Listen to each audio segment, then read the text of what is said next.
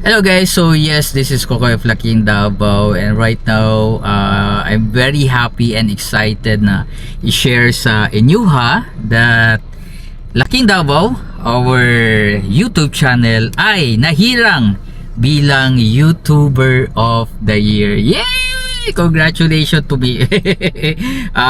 Yan ang ating award from the 10th anniversary of the anniversary celebration ng Davao Digital Creator. So nahirang tayo bilang YouTuber of the Year. So this is very special actually na award. It's because it was unexpected gyud kaayo, and mura jud ang ako ang kalipay ba, grabe abot langit jud kaayo, because una unexpected siya, and the second is this is actually my first award bilang YouTuber, no? And syempre ang ato ang magudiri sa ato ang channel, no? Syempre for ano ba yun, for personal documentation, wala siya video diary, but mahirang ka, no, bilang YouTuber of the Year. It's really special, no? So syempre nagpasalamat ta sa Davao Digital Creators, sa mga officers for syempre for choosing our page or our Laking Davao as the YouTuber of the Year. And syempre ang result ani syempre murag ano ba, sipagon gyud ka.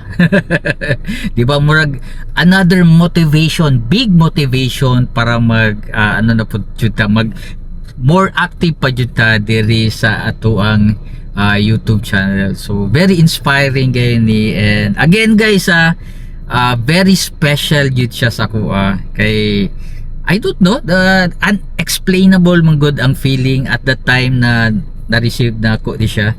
And nangutana gani ko sa sa the president ani na very unexpected lagi gaayo ni, pero valid jud daw na consistent daw ang ang ato ang uploading, then nice po daw ang ato ang mga syempre ang ato ang setup, no, which is a travel.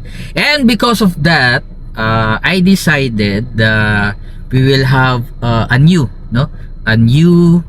episode, because we were going to have murag mag-open ang ako ang kauban. Wait lang, ayun, open yun siya, because I decided na magkakaroon tayo ng bagong setup, no, which is meron tayong travel and magkakaroon tayo ng city vlog na, because ang When in Davao will be kumbaga collaboration to na Laking Davao and When in Davao, and syempre Davao food vlog, because in the future we're going also to have a video para naman sa mga food. So, di ba? Excited ba mo na guys? So, basically daghan nagyud taga ayog mga video na igawa sunod. Travel, city, and syempre foods. O, ing ana ka inspiring ang madaog og YouTuber of the Year. So abangan nyo yan guys. So this is Kokoy of Laking Davao. Daghang salamat and thank you so much sa Davao Digital Creators, naging YouTuber of the Year 2026. Thank you.